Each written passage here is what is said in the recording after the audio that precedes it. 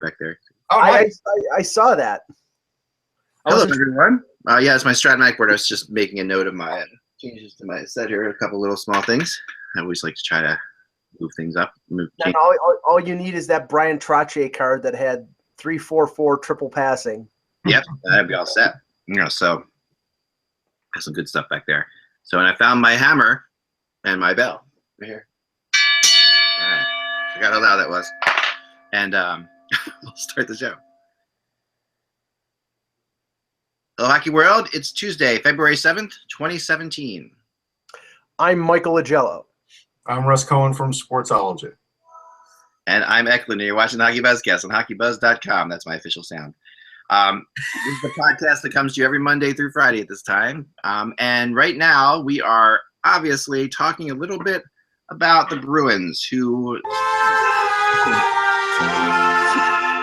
kind of surprised the world today. There's so much to talk about today. There's so many different things. A lot's happening. Not a lot of some really bad things to talk about with different teams today. But Bruins. So the Bruins start off with shocking everybody and picking the oddest time probably they could have. And this is taking the most heat. Now the press conference. I was trying to get some of the quotes from the obviously pissed off media at the press conference. Interesting. There are people who just the first three questions were, why now? Like, why there's 1.5 million people a mile from here out in the street celebrating? Why are we doing this now? The Bruins said, you can understand this is the beginning of their bye week and it's a good time to do it. I get that. But they could have waited till after the parade. They could have just held a practice. No one's paying attention anyway. They could have really done a lot more than they did. But here they are. This is what they've done. So, Claude Julien out. Cam Neely and Don Sweeney addressed the press group today, saying over and over again that they did not want to diminish from the accomplishments of the Patriots. But they were not ready with this vision of the Bruins to commit to Julien long term. That was the first thing I said. And then an interesting statement where Julien came out and said, I'm not going to trade Pasternak for a defenseman, implying that trade was there to be had, and maybe something where it almost, if you read between the lines, sounds like, well, there was a little bit of a discussion about that between Julien and these guys. I'll tell you the two things that I took out of it. The first one was, it seemed like Don Sweeney wants Bruce Cassidy in there because Don Sweeney has a lot of ideas on how the team should be run, and apparently Claude Julien didn't have the same ideas. So that was one thing.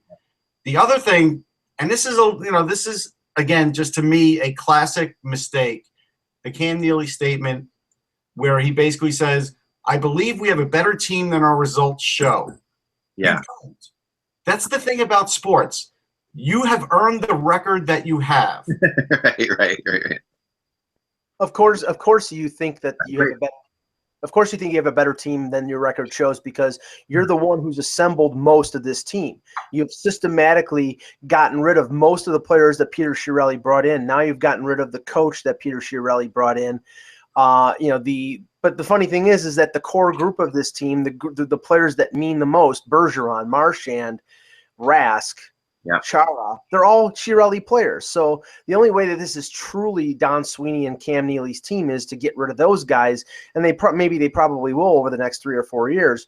I'd be surprised that they keep going in the direction that they're going, that Neely and Sweeney would still be around. But I think everybody thought that this was going to happen. It was a question of when. Maybe the bye week, and I think they play like 4 games in 18 days. They're way ahead in terms of games played from other teams in the East. So this was the opportunity of, you're not playing a ton of games, so it gets a chance for the new coach to come in and put his systems in or put his spin on things. But this team is, right now, you look at the constitution of this team, Chara, Carlo, Krug, their defense there is okay. And then after that, you got Randy McQuaid, Adam McQuaid, who's basically just an enforcer playing defense. And then the rest of the defense right now is not that great. And there's the depth problems up front, and Rask is not playing well either. So This is performance based. Here's the best quote. The best quote was actually from Mike Babcock. If you can get him, you get him. He changes your franchise overnight. Like, I'm tired of hearing that, well, you have to do this because there's nothing else you can do. There are times when I agree that a team tunes out a coach. Yeah. You're never going to hear one quote from one player that said Claude Julien wasn't doing what I wanted him to do, and he was, it was right to have him fired. You won't find, like, there's plenty of times when coaches get fired where players back the firing. You're not even going to find one player that backs this firing, and that's going to be the challenge for Cassidy, because even though he's been in the organization for a while, look, he coached the Washington Capitals. Unless he's gotten a lot better, I don't think you're seeing a big change. And I heard Sweeney say one thing, and this is almost like to punish the team. And I like Don Sweeney. I think he's a very smart guy.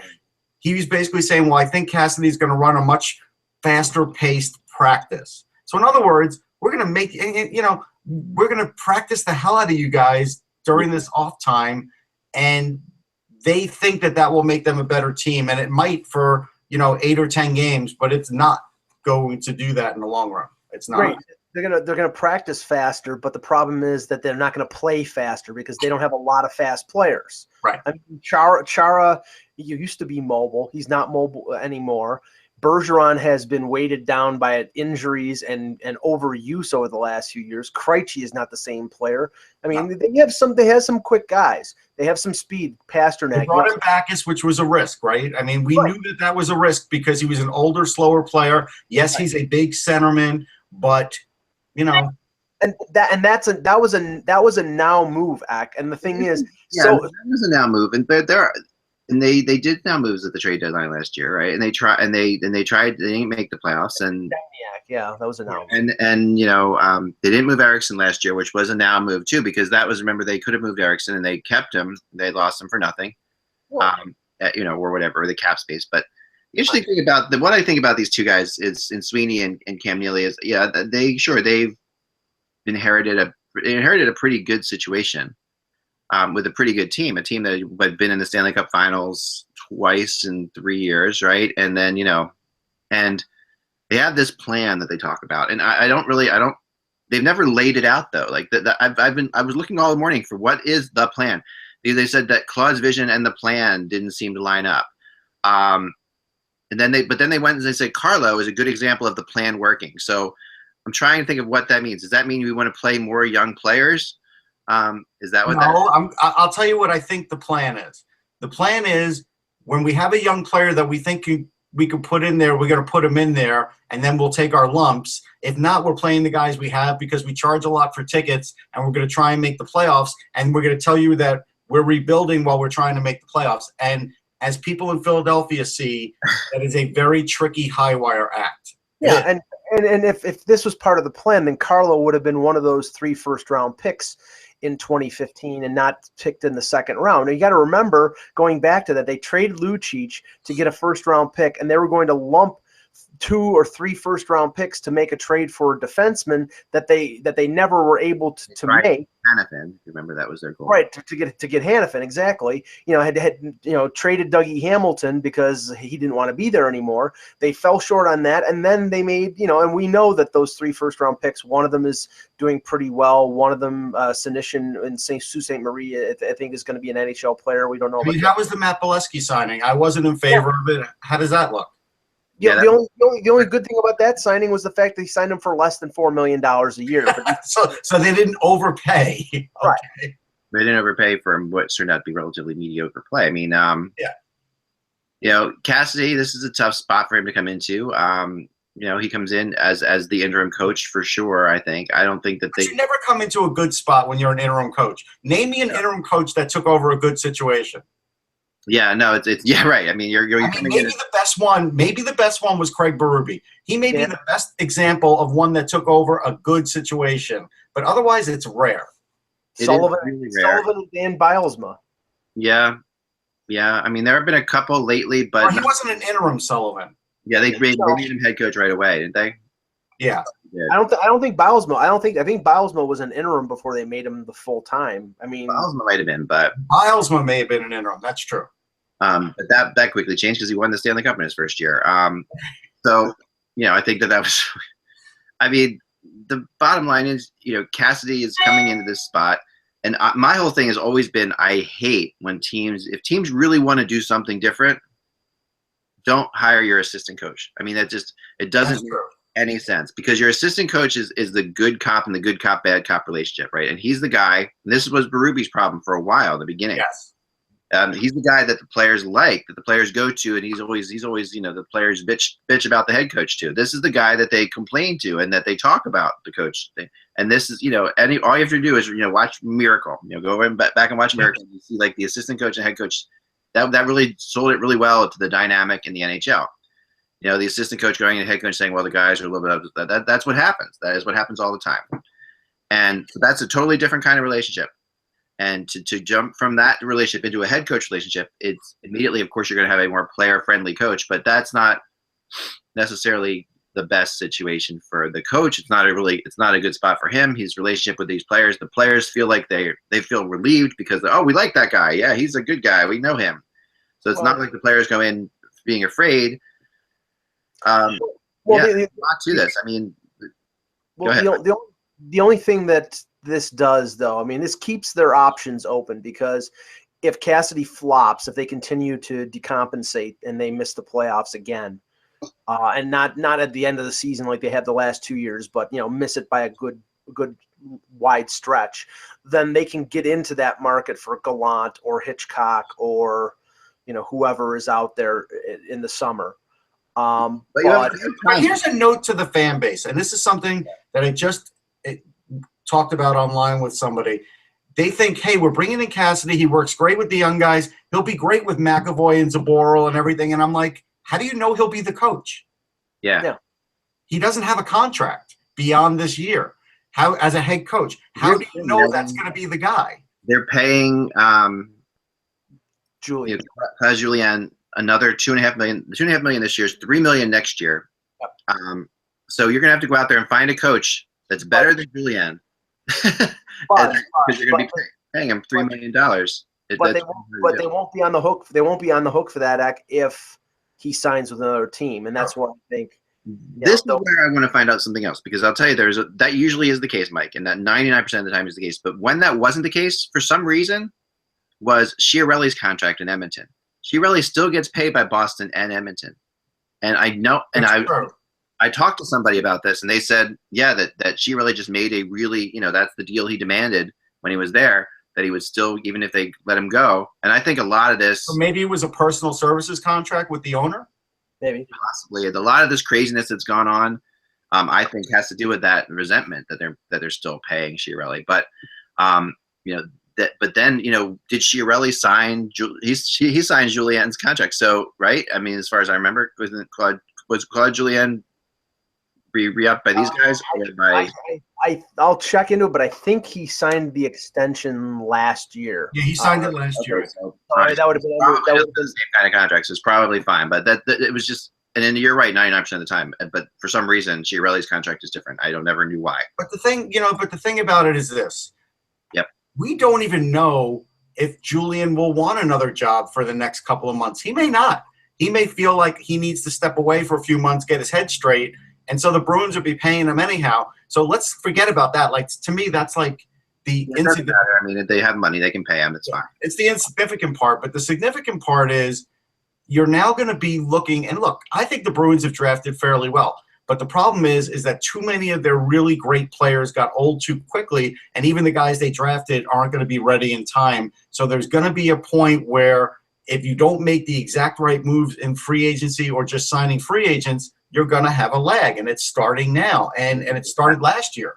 And it especially happens if you don't have a backup goalie, which is a huge thing for them. An enormous thing, because their backup goalie they've got is like 1 in 19 or whatever it is. It's some crazy statistic that's just absolutely absurd when you think of how close they are to the playoffs. If they got any kind of backup goalie, this is a good team. But whose fault is that? That's the general manager's fault. They brought back Anton Khudobin. They paid him. They signed him to a 2-year deal. That's not Claude Julien's fault, unless Claude Julien went to Sweeney and said, "I like Khudobin, sign him." I mean, the moves. The other guys, Subban and is it McIntyre? The other guys that they have are both, just a little too young, right? So they're and Subban was hurt last year, so there's all kinds of stuff And Subban hasn't played well at Providence this year. So and coming back from his injury still, and that I think Subban is prime target to be moved actually at the deadline. I could see that, but here's the thing. I mean, again, they shouldn't be doing anything at the deadline but selling. Exactly. That's really, but they're not going to act that way. They're going to now. They're especially not going to do that because I know now they've really painted themselves into a corner where they can't. Now the microscope is on them, and Yes. so before they could have gotten through this and been like, okay, we've had injuries, we had backup goalie issues, whatever. We did the best we could. We messed, but now that they make this move, and I give them some kind of credit because okay, I'm all for teams putting themselves out like that. Like I do. As a fan, you have to like that. You as a fan, you sit back and say, okay, we're going for it. Which is why I had a discussion on Twitter today with Les Bowen. I don't know if you saw it or not, going back and forth with Les Bowen. And I said to him, Les, this is not a knock on Hackstall at all. But if Ed Snyder was still around, don't you think Claude Julien would be in Philadelphia by lunchtime? Like this is the kind of move that Ed Snyder would have made. Even if Hackstall was having a half decent year, he would have made this move because Ed, would never turn down a profile player, a profile guy like that if he was available. And Les agreed with me. He said, "Yeah, you're probably right." And the thing about that way of thinking from a fan's perspective, and there's different ways of looking at that from an actual logistics perspective and a fan's perspective. From a fan's perspective, that's what you want. You want a team that's going for it all the time, a team that's always trying to improve, the team that sees a way to get better, and even if it's only slightly better, they get better. You got the magic word there. Yeah, I know. I said the magic word again. There you have it. So yeah, to me, that's one option, right? But Flyers fans should understand this too. They all jumped on and said, "Hey, let's get Julien." I get the sentiment, but they're run by a corporation. Corporations don't eat management contracts in the pros. They don't do it. They run things a lot tighter than an Ed Snyder would run it.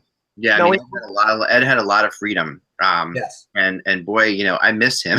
I mean, I really do. Just from the fact that beyond just being a person, he's the kind of guy that was so great to have in the league because it was always interesting. Yes. And, he could do things. He could make them do things. He also made them sign Bridge-Galloff, so let's not forget. Oh, yeah, no, he did. And I'm not saying they're all right, but even that move, whenever Ed made a move, he was legitimately trying to get better immediately, and that's the tough thing. Well, we know between now and the end of the season that there'll probably be more coaching casualties. But what I'm interested in is what's next for Julien. And I heard on some of the afternoon shows. I go, well, Vegas. He's the leading candidate for Vegas. If I'm Claude Julien, I don't want to go to an expansion. He's probably not going to Vegas. I'm telling you right now, certain kind of coach to run an expansion situation. I think Hitchcock's. I agree. I completely agree. I think Hitchcock is a better setup there. Perfect for him because here's a guy who wanted to retire, right? Because he can't get a team over the top. He's having so much frustration by not being able to get a team over the top. When really his joy is teaching. Like he's a teacher, so he goes into Vegas without any pressure to win Stanley Cups, and he can spend another 5 years there and do great things and take that in great directions. I think I don't know where the question would all come down to whether McPhee likes him or not, of course. But this is that's the perfect spot for them. But I think for Julien, with the openings or potential openings that are out there, I think the perfect fit is the Islanders because I do too. I think ultimately, if a team was going to act quickly, that would be the team that would act. Yeah, but I know. It doesn't matter. They got a quick bump from Doug Weight. I get it, but they should have lost last night's games. The Leafs helped them out. They're still not in the playoffs. They're just inching closer. They need to solidify their future and need to walk up to John Tavares and say, now you have a Stanley Cup winning coach. That would go a long way. Then it takes what, like $4 or $5 million a year to get him? Probably it's going to be. I think you can get him for 3.5.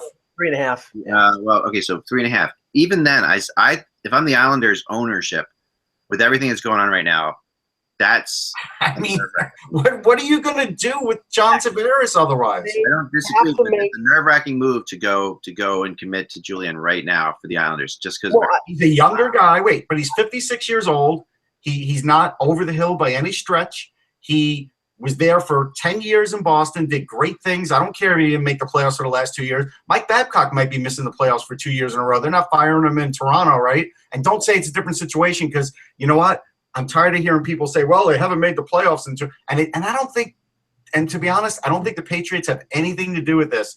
The Bruins are in their own bubble, and they don't worry about the Patriots. They really don't. I don't think they think they can agree with that. Although I just think that, it was a little bit of a sleight of hand, though, a little bit, just because you have a popular. Oh, I think they didn't want as many media people there. I agree with that, but I don't think they operate to worry about the Patriots won and we didn't, so we have to keep up with them. I don't think that matters. It didn't help much because apparently Sweeney got excoriated by whoever was there. But right. I don't think the Islanders are going to make the move now. I think they'll wait until after the season's over with. But they need to show Tavares that they mean business in terms of being forthright and looking forward to being a competitive team. And you can't do any better than have a Stanley Cup winning coach like Julien be the guy that you bring in. And if they, they could go different directions, that's fine. But I think it makes sense for him because he's going to have a superstar player. He's going to have players that he had with the Bruins, guys like Boychuk. Yeah. And, that's a scenario where a good coach comes in and a few moves are made. That team is a conference finalist. I mean, again, just think about this. Tavares doesn't know where he'll be playing in 2 years as far as building-wise, even if he were to sign with the Islanders. He doesn't know who the coach is going to be in 2 years because this is a temporary coach unless he gets extended. He doesn't even know who will be his line mates in the next 2 years. And these are all decisions that affect his contract. Yeah. Yeah. This is the best. By the way, something that happened that someone pointed out to me. Now, I am not a big possession coursey person, but this is the first time, apparently, that the best possession team in the NHL has fired its coach. That the Bruins were. But Jim Corsi got fired recently. Can we acknowledge that? Yes, and they have I think they're in the bottom 5 in goals against average, which is surprising with Tuukka Rask. But I think it's more a comment on their overall defensive play and the fact that Rask is playing way too many games. He is playing way too many games. And he got hurt last week, and surprisingly they, whatever they did to get him in the lineup and put against Toronto on Saturday, and he gave up 4 goals in half the game, and they had to pull him. So that wasn't exactly a brilliant move by the Bruins coaching staff and management if they had their hand in it. So, I mean, right now they're a team in desperate straits, and I agree, Russ, they should be in sell mode, but I think this management group is in complete and utter denial. And if they're going to go and waste assets to go and trade for Shattenkirk, they're insane. Here's the thing, too. I've seen this online with their fans. They're starting to blame Rask. Well, he's not great in the playoffs. His statistics aren't great. He's made of glass. I've seen all these kinds of statements. Here's the thing. You knew at the beginning when you drafted Tuukka Rask, he's a slight of frame guy. There wasn't much muscle you were going to be able to add to that frame, and yet they let this backup goaltending issue linger for the last 2 seasons while he increased his game load. This was not going to end well. I mean, it wasn't. And this is not on Tuukka Rask. He's a hell of a goalie. Most times he's a top 5 to top 10 goalie in the league. Yeah. No, you're right. There's so much more we're going to get into over the next couple of days. We're going to have Ty Anderson jump in on at some point. He might be calling us during the show today. I just got a text from him. We'll see if he jumps on. We'll get his word. He was down at the press conference. I know because I heard him ask a question on the radio and I was listening to it. This is Lindy Ruff chimed in too. I don't know if you saw that. He's a great coach, but even more, he's a great person. I know players love playing for him, and I can vouch for that too. Having covered this team in 2 Stanley Cups, which Lindy's doing that because he's going to want the same kind of support from Claude soon. Right. And you know what? And you're a lot of Hockey Canada's guys sticking up with each other, right? With Babcock and Ruff and. Babcock was very effusive in his praise of Hitchcock and of Julien because they were his assistants. I don't know if it was just in the Olympics or if it was in the World Cup, but he has relationships with both of them, and that's what you do. I mean, ready for my prediction? Yeah, I predict it. You can predict my prediction if you thought about it. But anyway, this is what happens: first round of the Stanley Cup Finals, first round of the Stanley Cup playoffs. Montreal gets Tampa. Tampa knocks them out. in 4 or 5 games, Claude Julien takes over as Montreal's. I don't. No, because he's not going back to that zoo. The GM is tied to the coach there, and right now the coach is having still enough success that even though we felt they lost in the first round of the playoffs, if they were first seed, seed, matter. I'm telling you, will not do it. That ownership likes the GM. The GM is not firing that coach. That's pretty obvious. That's why it's imperative for Bergevin. Right, mark this down. I'm gonna mark down the time and on this podcast. That's why it's imperative for Bergevin to make a deal before the deadline to get a guy like a Duchesne. Oh, yeah, no, it is. But I think. But let me finish. What I'm saying is, if he doesn't do that and they lose, I think Therrien and Bergevin are tied at the hip, and if one goes, they both go. Don't know. I don't have a good enough source in Montreal to tell you that I know that for sure. A lot of people in Montreal have told me that is the case too. I've heard that too. In Montreal, but I've had people tell me that's not the case as well. So I don't know. I mean, I honestly can't tell you one way or the other. I don't have a good enough source there. I mean, look, the people I spoke to definitely have been there a while. They're not within the team, but I feel like 90% strong that is the case. So I just got a text from Ty saying, hey, really wish I could get on. I don't think I'm going to be able to make it before the end of the show. Get on tomorrow. Interviewing some players at the moment. Very emotional locker room. See, I told you. There's not one player there that's going to be like, whew, yeah, right. I mean, this is going to create a bit of an upheaval, and like I said, I think one of the reasons they did it now is because I believe they don't play again until Thursday, but they play like 4 games in the next like 17 days, something like that. And in that situation, they can get past it. They'll have time to sort of get past it, and it won't affect their play on the ice. But I mean, I'm sorry to say, this is just not a very good team overall. They have good pieces, but overall they're missing something. Their defense is not good. They have a lot of depth on this team right now, and they have a couple really great, a great first line, and then they have maybe, I would say, 3 third lines. That kind of thing. That's how it feels like. They don't really have a solid second line. Well, that's where the Backes signing has failed them so far.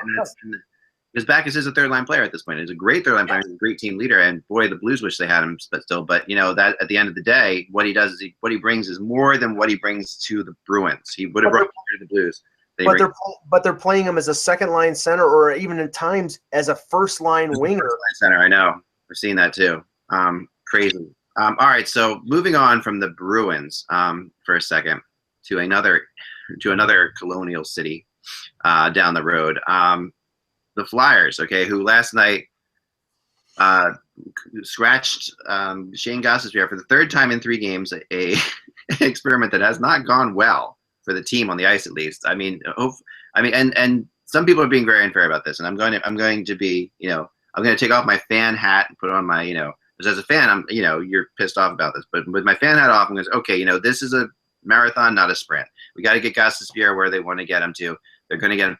But this is having a huge impact on the team in general because of the fact that Gostisbehere is more than just a good player on the ice. He's actually, like I said last year, a positive influence in the locker room who is now very pissed off. And that is not that sends, when that happens, when the most positive guy you have in your room is just really pissed off, you can't blame him for being pissed off, and they want him to be pissed off. That's the whole point of this, is you want to get him mad.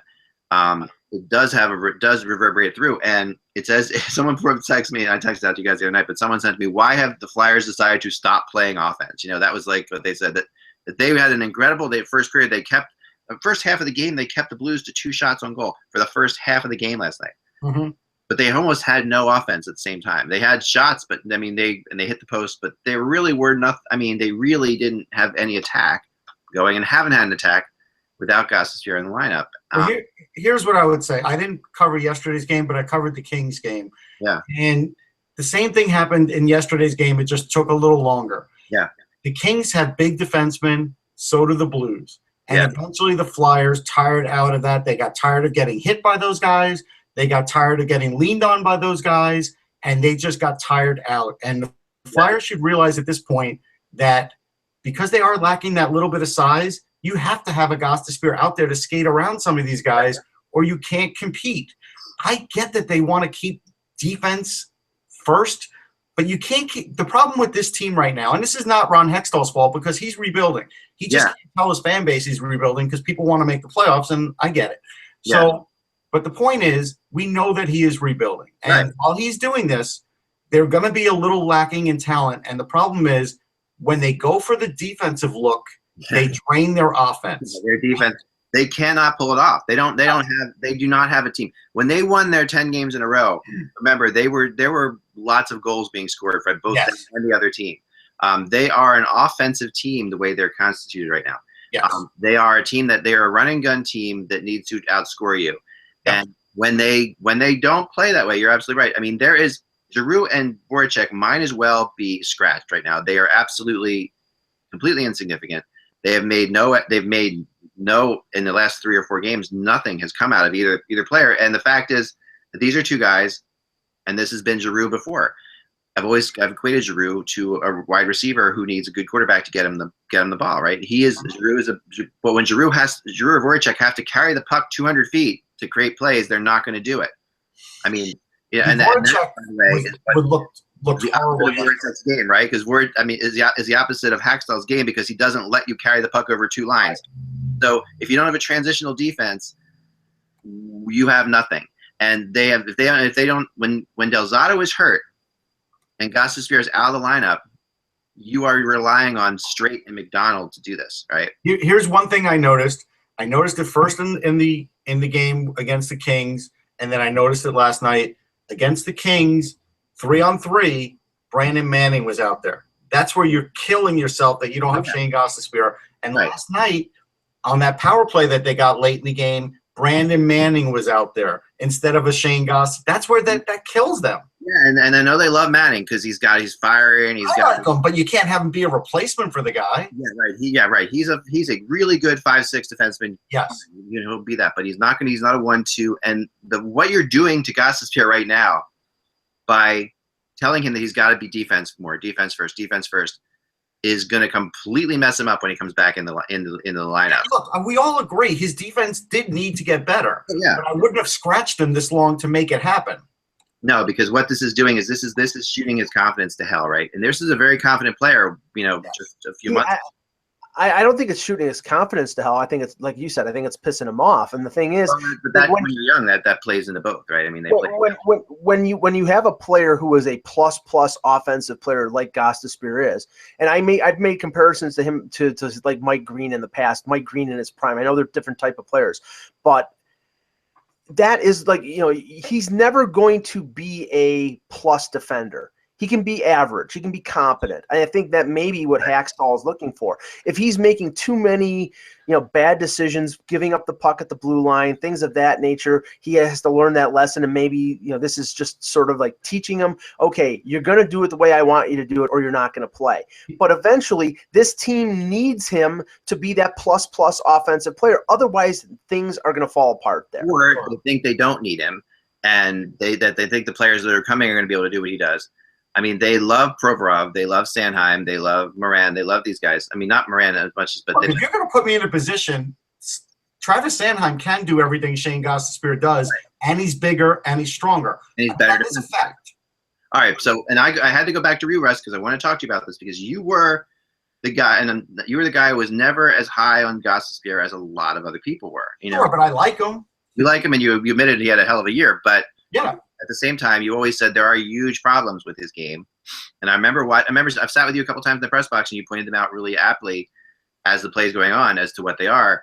And, so what do you think is wrong with his game? And what do you think that this is the right way to go about it? Or no, I don't think this is the right way to go about it. I think the biggest thing that's wrong with his game is it just didn't change at all from last year. Like I felt like when he came back to the team, he was no better than he was last year in his own zone. Now, I thought I would see a little bit of improvement.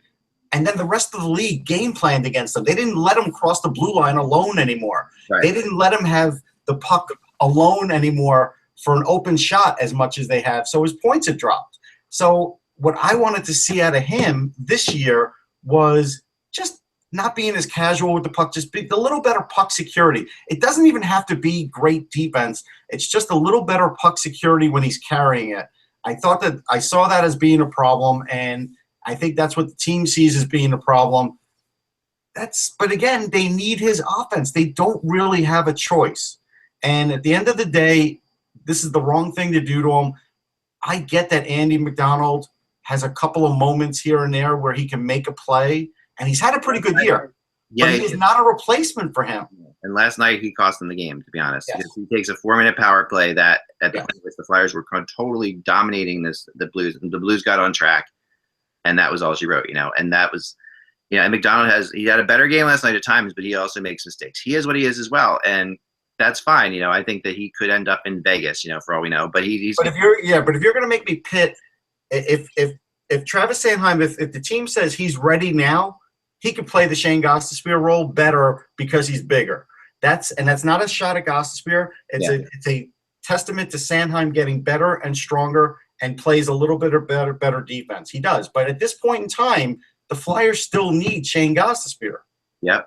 And it's a very, very similar story to what happened. Not the offensive part of it, but the defensive part of it. What happened in Brooklyn last night. Let me finish one thought before we go to that one. I'm going to jump right to that one. Because there is a rumor that surrounds this now. And this is the first Gostisbehere possibly available rumor, which is something that I didn't want to have to report around here. And I'm still chasing this down. But the rumor was Gostisbehere for Ben Bishop and Tyler Johnson. And that's what was told to me this morning. Now, I don't know, now remember, Tyler Johnson is a player that they are going to have a hard time signing in Tampa. Right. They basically have to choose one guy they're not going to sign.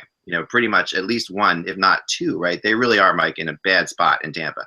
Well, the thing is, and when Kevin said this in previous instances, and so have you, they may be able to solve their problem by trading Filppula. Because Filppula, I believe, has 1 year left in his contract. And, if they want to keep Johnson, they can probably find some way to do that. But it's not just him. It's him. It's Palat and it's Drouin that they have to sign. Well, the other thing I would think that would have to happen to make that trade with Mark Streit would probably have to go back to Tampa to balance it out financially, because there's no way the Flyers could handle it. Yeah, because he's an expiring contract anyhow. You could also send Neuvirth, or Mason, depending on what they want to do with that. Okay. So there's ways of balancing it out, but the idea of them moving, just the concept of them moving Gostisbehere, for example, Tyler Johnson, and a goalie, but they can sign Bishop in the offseason anyway. So the idea that really is not even a part of the deal so much. They could go out and offer him a contract and sign him. He's a UFA. But on the part of the Flyers, do you really want your 1-2 to be two smallish centers in Giroux and Tyler Johnson? Tyler Johnson's had his durability problems, injury problems because of his. A lot smaller than Giroux, too. Well, I'll tell you, here's the thing. All right, so I can answer that one. Maybe by next year, Couturier would be the number 2, and maybe Johnson would be the 3, and then you wouldn't really have that issue. I think that's the ideal situation for the Flyers. The other problem for the Flyers right now, which I do think precipitating a trade at some point would make sense, last night they didn't report whether it was an upper or lower body injury to Travis Konecny, but because I think it was both. Somebody did report that he left the rink in a boot, but I also think his shoulder was bothering him too, because it looked like that on the bench. And so if he's out for any length of time, that is really going to derail their hopes. It was bad because you don't often hear the immediate "we'll just tell you tomorrow." Yes. When you get that, 5 minutes after he slams into the boards, he will not be returning. It's not like, is he coming back this game or not? We'll tell you what's going on tomorrow. We haven't heard anything yet, but and again, this is just I'm not going to throw this out there as a major rumor yet. I have to do more research on it, but it's the first one that I heard involving Gostisbehere. It's not impossible, because if they feel like Sanheim's going to be there next year, it's not impossible. And if you believe that Tyler Johnson is what he was a couple years ago, I don't think he's that, but I think he's still really good. And he does bring speed to you, and the Flyers can use some speed. He brings you speed. He brings you more scoring. The Flyers do need scoring, but the issue is, they're not going to get any scoring from anybody, no matter who they have, if they play this style right now. Because it's correct. The only players that seem to be able to score in this style are Wayne Simmons, because dirty goals are dirty goals. Yeah. And Giroux, because he gets points no matter what. But it mostly affects everybody else's game that I could see. Well, whenever a team, this is how you know when a team's doing this. when suddenly when the people on the broadcast are talking about how great the fourth line's been. Right, and I was just going to say, Bellemare is like one of their best players now. Moving on, like these guys, like these are the guys. Suddenly, you know, when you start hearing that means that they are really. That's code for that. It is. Whenever you start talking about the fact that they're relying on their fourth line, you know they're in trouble. Yes. At this point in the season, in the playoffs, you need a fourth line to help you kick in stuff. But right now, you don't want your fourth line to be a major factor like this because they are really up. Now let's move to Toronto, who set a record last night in this history, which is kind of crazy, of five rookies scoring in the same game, which is just astonishing. And I'm sitting there watching Mitch Marner, who now has more goals than Claude Julien or Voracek. Yeah, they've also set a record for defensive ineptitude, because I mean let's focus on the positives first. Because no. Let's focus on the main problem. Remember, we said this team wasn't gonna be a playoff team, so let's just say they're gonna be a playoff team. So let's talk about why they're not gonna be, because their defense is terrible. Because you can't be all at once. I mean, they've decided to make their offense better and give them a couple years to find the defense that they need. That's the plan. That has been the plan for a long time. They have. But give them credit because they have done the right things with their offense. I mean, their offense is insane. Yes, but and Babcock is finally not finally coming to the realization, but I think he's known this for a while. You need complete buy-in from everybody on the ice, not just the defense, because their defense is below average. And now their best defenseman, Morgan Riley, has come back early from a high ankle sprain, probably playing at about 75%. He was on the ice for 3 even strength goals yesterday, played terribly. He got a couple assists. He can still, set up plays. He's still good offensively, but mobility wise, he's, not as good as he was. And that's a guy who's lugging 20 to 25 minutes a night, and their bottom pairing is terrible. No. So, I mean, right now, the thing is, and Freddie Anderson, he was playing great in November and December, and now he's sort of back to that October because of who's in front of him. It is right, exactly. And the thing is, he's on schedule to play the most games he's ever played in his NHL career. He's on schedule to play about 65 games, and I think that's too much. Now they may have rectified their backup situation with McElhinney. At least they're not. Babcock's not afraid to go to him. But he looks at this team and he's like, they're playing basically in fifth gear all game, and in the third period when they need to shut it down and put it in first gear, they can't do it. They can only operate at one speed. And last night they were up 4-2. Islanders come back tied 4-4. Nylander puts them up 5-4 with less than 5 minutes left to go. And at a minute and a half left, the Islanders tie the game and then win it in overtime. They cannot play shutdown defensive hockey. And then when you can't play shutdown defensive hockey, especially in the second half of the year when you need to play in tight games, they're trying to play a wide open offensive game. It just will not work. But there were positives. Like X said, sure. The 5 rookies scoring. If they were to play a shutdown defensive game, they would be where the Flyers are because they don't have the team to do it either. So the situation is that Babcock is at least allowing them to do what they can do best and play that way. He's not going to let them do that forever, and eventually they're going to have to figure out a way to shut down things. But for now, why not give these young guys confidence and make them into scorers so that they become better? They become better because they're more confident. And let's be real. I mean, most everybody should have realized Matthews would be a star. Marner would be a star. If you didn't realize that, you just weren't paying attention. I'm sorry. I know people were sort of like acting like Marner doing all this lately is a surprise. It's not a surprise. But Zach Hyman's a surprise. That is a guy who I've really noticed. Mike trumpeted him last year. I paid close attention. And really, under Mike Babcock, has become a much better player. That shorthanded goal was a thing of beauty. Yeah. And he has become a terrific player for them, where really he could have been an afterthought for the Leafs and no one would have said anything. And Connor Brown is another rookie, who led the OHL in scoring, led the AHL in rookie scoring, is playing very effective two-way hockey. Sashnikov on their fourth line is scored 3 goals in their last 6 games. I think he's capable of playing more than just a fourth-line role. I mean, there are pieces there. That's not in dispute. And I fully admit that. And for Leaf fans, it's exciting. The problem is that there are some people who are in denial that think this team is ready to make the playoffs right now. And I mean, maybe there would be benefits to them making the playoffs because they would learn what it takes to actually win. Because if they get in the first round against a Washington or a Pittsburgh, they may win a game, but they'll get trounced by those teams the way they play defense. Getting 3 more defensemen. And that's what everybody said about the Pittsburgh Penguins going into the playoffs. No, but this is different. No, I know. I agree with you. That Penguins. They lost when they had Crosby. They lost in the first round to Ottawa, and I think it was 2007. Yeah, and then next year they made the Stanley Cup final. But the thing was, they added pieces. I think they added Marian Hossa to get them into the finals against the Red Wings. They did. And look, Anderson's not a Marc-Andre Fleury either. He's not. And he's a good goaltender. Right, but again, we don't even know if he's a great playoff goalie. We'll find that out. But the point is, until they get there, they need like 3 defensemen. Maybe they have one coming from the minors that could help them. I forget his name. Andrew Nielsen. Yeah, Nielsen maybe could help them. After that, it's going to be trades or free agency, or they're going to be suffering for a couple of years because as Jake Gardiner gets a little older, even if they hold on to him, this is the hardest thing to do in the NHL right now is to get 4 good defensemen at one time on your team. And Leaf fans don't want to hear this, but I have to forewarn them. All these rookies are playing phenomenal. Look what happened with Calgary. Calgary made the playoffs with guys like Goudreau and Monahan as rookies. And then the next year, in their sophomore year, they all took a little bit of a step back. Not a major step back. Their goaltending failed them, and they finished near the bottom of the league. There could be a step back for a year. Mm-hmm. And then a step forward. This is the thing, and that's up to Babcock and Lamoriello to what they add. The difference is that Babcock is their coach, and Calgary that didn't have Mike Babcock. But you know what?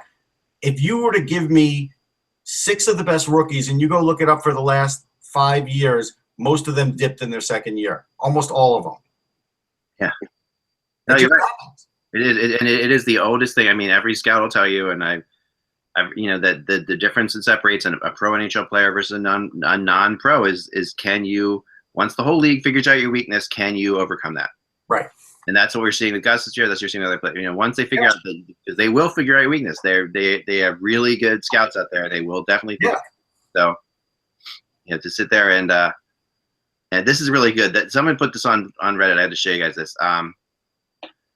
Brett Burns is having this ridiculous season, right? I didn't think the Norris is his to be. There's just no 2 ways about it, right? So, I think we'll still have a vote, but I get it. This chart here that was put up compares all the NHL teams' total defensive goal scoring, and then Brett Burns is in red there. Mm-hmm. Just like if he just by himself, so he's better than half the teams in the league entire defensive goal scoring abilities. Mm-hmm. Which is like so you're talking 6 or 7 defensemen there better than. I'm going to be interested to see what San Jose does because Burns' new contract kicks in next year, I believe. They're going to probably re-sign Thornton. I'm not sure about Marleau, but Vlasic, who's vastly underrated and a very good defenseman, is up after next year. How are they going to afford to pay Vlasic what he probably is going to be looking for, which is probably $6 million?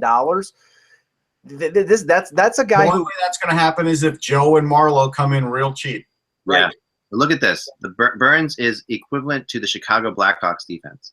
Okay, but here's the thing. All right. I really do like one of the best players of all times on that defense. I get it. They're not all goal scorers though. Brett Burns is doing a great job of scoring goals. There's no question about it. It's not like even he's the best goal scoring defenseman we've seen in the last 5 years. He's having his moments right now. It's great. I still have a problem giving him the Norris because I still think it's an all-around thing. I don't like to base it all on offense. Yeah. And I proved last year that Erik Karlsson wasn't all about offense. There were other things in the game. Burns has other things in his game too, don't get me wrong, and he definitely has improved, and he definitely showed it in the playoffs and the cup and everything else. I still don't think he's a slam dunk. I don't care if he gets 30 goals. I don't think that's the end all. He's the best fifth leading scorer. He's the best rover in the league. Yes. But the Norris Trophy is not for the best rover. It's for the best defenseman. Now, he's improved defensively where I don't think he's a liability in the behind his own blue line anymore, but he has to continue that. And, it's just not just an offensive award. Otherwise, Mike Green would have won it. Right.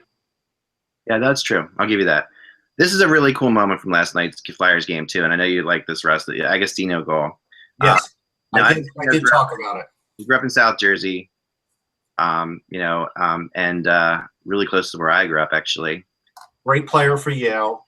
Yep, and then he goes on. I was obviously a Flyers fan growing up, and then he's in there. He finds himself on a breakaway in Philadelphia, and scores his goal. Yep. Throws himself into the crowd like this, Yep. and of course it's a silent crowd, but it's pretty. In his head, this has got to be. I mean, I just can't imagine like this is what as we all dreamed of being, athletes. This has got to be one of the coolest things. It is, and I'll tell you, this is a big, strong kid who could skate. I always thought he had NHL ability, and I'm really surprised that he's moved around this much. But maybe this is the perfect situation for him because St. Louis was desperate to try somebody, and he might just click because he's a pretty smart kid too. It's really great. I'm happy for him. And a scout did tell me about 3 years ago with one of his former teams that they felt like he was an NHLer too. So I think they did the right thing here. I think they got somebody, and I saw they played Barbashev. I don't think they're playing Barbashev enough to really get the benefits of him and playing him with Ryan Reeves. I don't think you want to play Ivan Barbashev with Ryan Reeves. I mean, I'm just saying that doesn't seem like the ideal situation. They may move him up in the lineup now that Fabry's out for the year. Yeah, I would think you'd have to. Yeah. Plus, I think if they're trading Shattenkirk, then other players on that team, if they're in sell mode, they're not trading Shattenkirk unless they're out of the playoffs the day of the trading deadline.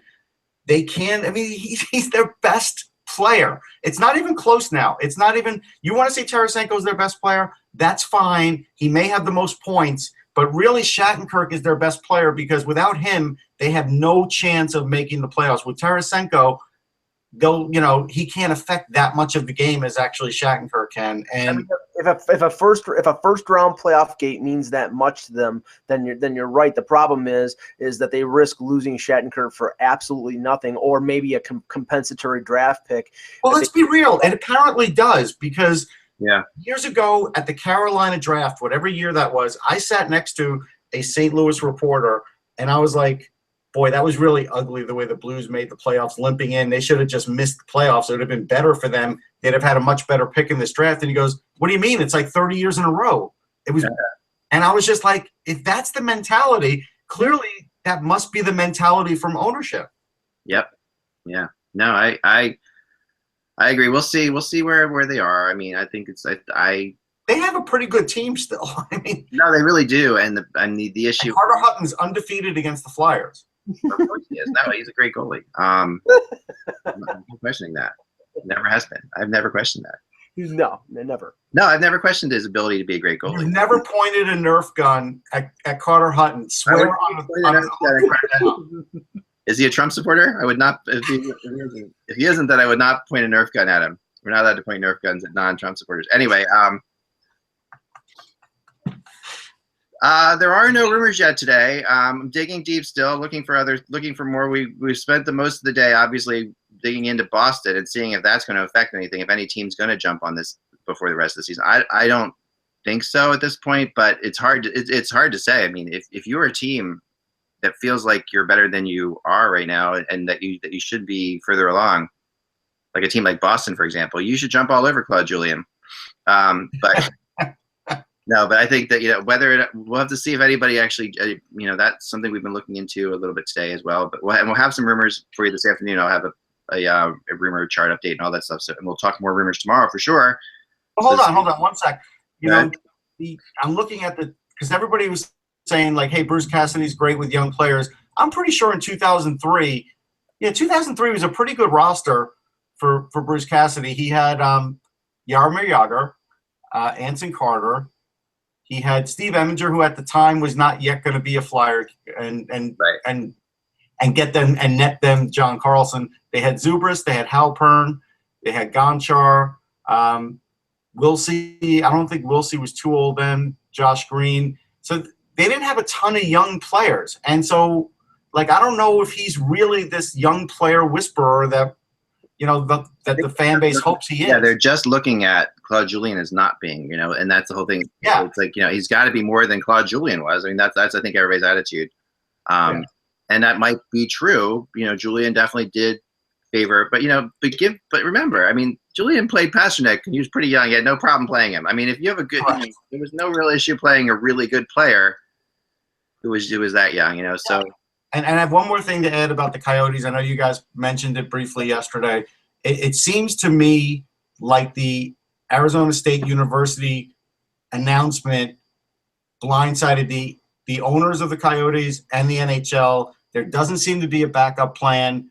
This is definitely worrisome because now everybody thought we were done dealing with Glendale and the Glendale politics. We may be watching the news feed again of the Glendale court, which is some of the worst things I've ever watched in my life. Of all the things I've ever had to watch for my job, that watching people come up and say, I was out there, yelling at a roadrunner, and and then they would be like, "Go Coyotes!" when they'd walk away from the mic. It's like, I've been a hockey fan for the last 16 months, and I really believe that it was just a completely. I mean, it was just, oh my gosh, and nothing against people there. I mean, it was passionate, but it was fascinating. I think more than the inner workings of the NHL, the inner workings of a small town in the Southwest, just to see how that worked. And Glendale, was being asked to put millions. These taxpayers be putting millions of dollars up to save a team that most of them didn't understand. And now we're going to be dealing with them again. Check the comment sec. I see that. Yep. Ties available. Okay. All right, get them on. We might as well go overtime. Go ahead. All right. Let's okay. I can do that for a second. He has a Tom Brady jersey on. We're getting him off. Let me call him and see if I can get him here. I only got like 5 minutes here because I got to go pick up my. That's fine. 5 minutes of Ty is worth it on a day like this. We're going to the time. The Coyote situation, Mike. Now, hey Ty, how you doing? We're on. Believe that with so let me break down here. I'll go and finish Russ. Sorry, finish your thought. And the Hurricanes and the Islanders, there's an issue. So we'll see how these things transpire. That's all. Yeah. All right, let me put Ty on speakers. And of course, the only reason you would go to whatever time is if you have a tie. It's pretty good. Wow. Give me some credit on that one. So Ty, you're leaving the scene of the crime now, working your way through a happy crowd. Go Patriots. What's going on? Pretty emotional locker room today. A lot of these guys, this was the only coach they'd ever known at the NHL level. Brad Marchand especially. I mean, he was really, you could tell that he was very taken aback by this, very upset. Really wasn't in the mood for listening to the idea of this making the team better. He asked and he said, okay, how are you better now? And he says, we're not. Because we're not better. This is a sign that we need to wake up. He's one of the players that really went on and talked about what an amazing coach this team really did have and how they were lucky to have him for as long as they did. And, one of the things I found most telling is that he mentioned he said that these rumors were a distraction. He said they were an absolute distraction for the team. And I think you could tell. When you watch the Bruins play, they looked distracted. They looked stressed. They looked like a team that was really feeling the heat from every angle. And I think, those quotes, that they back up that theory. It's interesting because But I think the heat's on more now, Ty.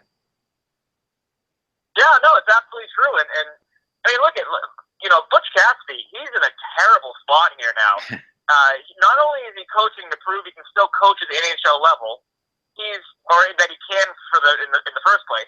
Right. He is now coaching with the idea of developing and also winning, which is really hard to do, and it's what this team has tried to do now for 2 years, and it doesn't work out like that.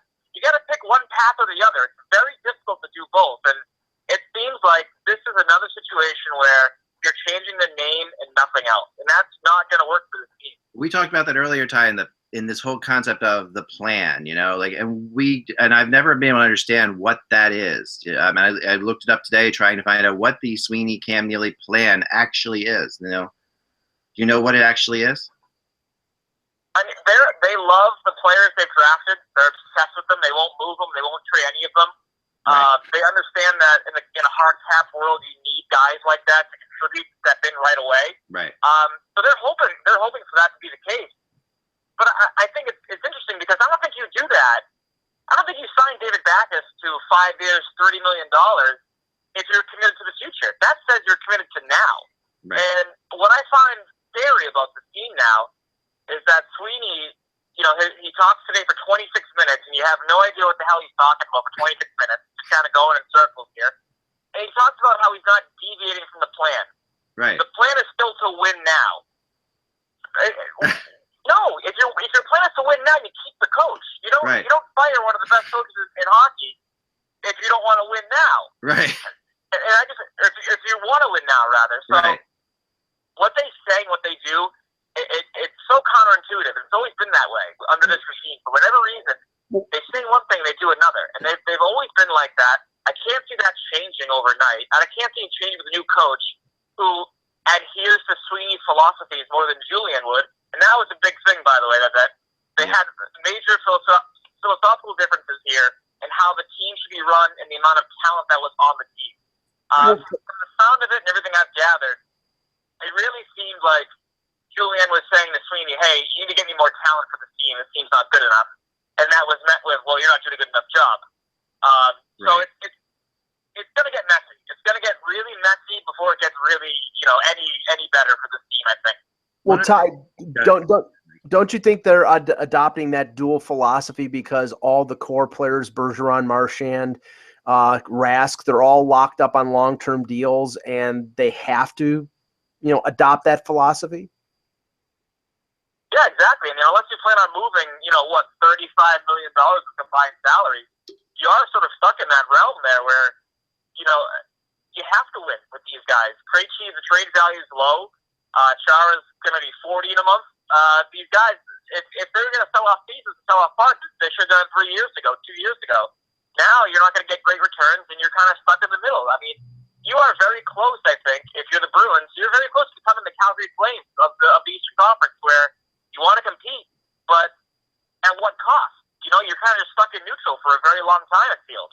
Yeah, Ty, there was one thing that I noticed that I talked about before you come on, is that Sweeney said, hey, I'm going to rotate around players. I'm going to do this. I'm going to do that.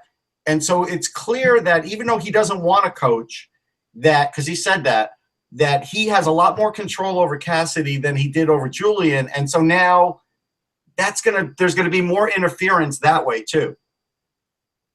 Yeah, no, absolutely. And I think that's one of the things, like, this team wants to figure out if Ryan Spooner is a center or a winger. They want to figure that out. I mean, I would tell you he's a center. Right. He's been his most productive at center. He's not big enough to consistently win battles along the walls on the wing. They want to figure out what they have with a lot of these guys, and you're able to do that more with Cassidy because Cassidy he's going to be the yes man. I mean, at the end of the day, he's going to be the yes man. He's going to make the decisions, but he is going to build the team how Sweeney wants him to build the team, and I think that's a big thing. But one of the things that I talked to a few players about is that they said the system in Providence, when Cassidy was the coach all these years before this season, the system is the same as Boston, because Boston wanted you to be able to go down to Providence and play the style that you'd be playing in the NHL if you were getting called up. They didn't want two different styles. Right. So keep the new boss, same as the old boss kind of thing. I don't see everything changing overnight, and the roster is still what it is. Cassidy said he'd use David Backes as a winger, not a center. So that's not going to change. So they spent all this money on David Backes to use him as a winger. That's crazy, Ty. It's really crazy. All that money on Backes and use him as a winger, that is pretty nuts. I mean, at the same time, okay, I get it. I get it to a degree, but it really feels as if they really put the pressure on themselves now more than ever. And then, of course, the other thing I have to talk about today is the fact that this happens during the Patriots parade, right? So, I listened to the press conference, and there was really completely inexcusable. Yeah, it felt like the media was really pissed off about that at the press conference. I mean, it was rare to hear a press conference start the way that one did. Yeah, because I just think you're doing the coach dirty. You know what I mean? Like, he deserves better than this. He doesn't deserve to be the footnote of a day of celebration where you're trying to slide it under the media cycle. You're trying to hide it from the coverage because everyone in town is at the parade. I think that's garbage.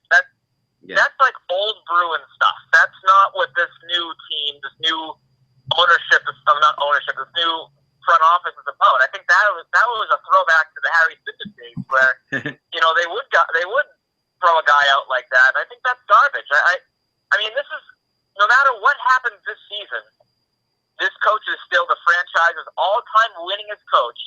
He brought you a Stanley Cup. He has always left you in a competitive state. You've never truly bottomed out under his tutelage. Yeah. The worst seasons you've had, you finish in 9th place each time.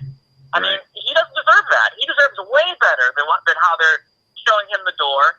And I think that's what a lot of people are really pissed off about right now, because I just think this comes across as gutless, you know? Yeah. Sweeney doesn't want to talk to the media. Neely doesn't want to talk to the media.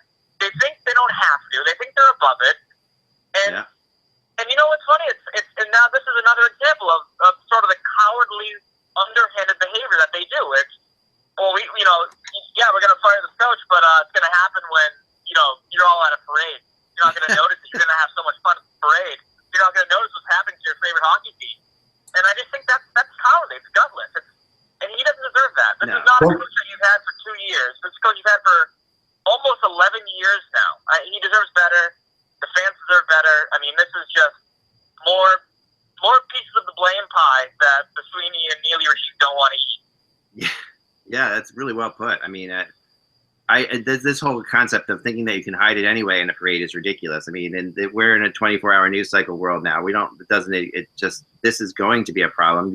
People are going to complain about it just as much as they ever have. And you might as well have a regular press conference. Wait till even tonight. Even they could have waited till tonight to fix this. Exactly. And he was pressed on that. They said, why wouldn't you wait till tonight? He said, well, the PR team says I have to do it now. That was lame too. Now you're throwing the PR team under the bus. Yeah, you don't have to do it. Yeah, that I thought was lame too, because the PR team will do it whenever you tell them you want to do it. That's like, you don't sit there and the PR team's not saying we got to do it now. It's not like we got the room. It's not like we paid for the room. We got the bar mitzvah has to happen right now. That's not what's going on here. This is like this is the press conference that they can hold whenever they want to hold it. All right, but here's what I want to ask Ty, because this is what fans are asking me. One of the things, sorry to interrupt. One of the things that really has left a lot of fans pissed off today, and rightfully so, they did this too late. If you're going to do this, you're supposed to do this 2 weeks ago when you had ample opportunities, when your team was losing 5 games in a row, when you look like you were bottoming out. Look what the Islanders did with Capuano, right? It was the perfect time because they weren't out of it completely. I just think the Bruins, this uphill climb is so much steeper than it was 2 weeks ago. Well, Ty, to think that now you're saying to Cassidy, hey, sorry, but now is your time. Not 2 weeks ago when we were still in a somewhat comfortable spot. Right. Now you have to go 16-6-2 or whatever to finish the year and to make the playoffs. It's ridiculous. Right. You didn't stand by when you had the chance, and now you're fired when it's too late. It's pathetic. Oh, man. Well, Ty, thanks so much for jumping on and appreciate it. We'll have to get you on again this week and talk about this more. But thanks so much. Absolutely. I'm around tomorrow, and I should be around tomorrow and Thursday. So fantastic. Work gets down to Friday, baby. I know. You're on both days. Be prepared. Perfectly done. Thank you very much, Ty. I'm sure there's going to be lots more to talk about. There's going to be lots, and it's interesting to hear Marchand's comments. That's really great. That's all we have for today, guys. Remember, without the buzz, it is just hockey. Just last thing, Travis Konecny out 4 to 6 weeks with a lower body injury. Okay, well, that's good. They scratched him a couple games before that. Remember, without the buzz, it's just hockey. We will talk to you soon.